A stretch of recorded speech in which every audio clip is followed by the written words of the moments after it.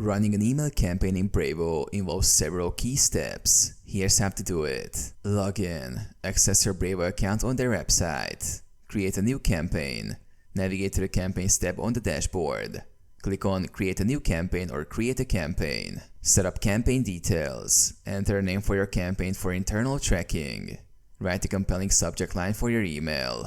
Add a preview text that appears next to the subject line in recipients' inboxes. Design your email. Choose Design your email and select from options like Drag and Drop Editor, Rich Text Editor, or a pre-designed template. Use the editor to add and customize text, images, buttons, and other elements. Personalize the email with dynamic fields if needed. Select recipients. Choose a recipient list or segment under the Recipients tab.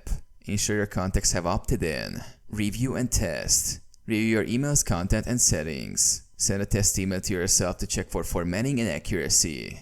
Send or schedule. Decide whether to send your email immediately or schedule it for a future date and time. Monitor performance. After sending, track your campaign's performance under the Report section.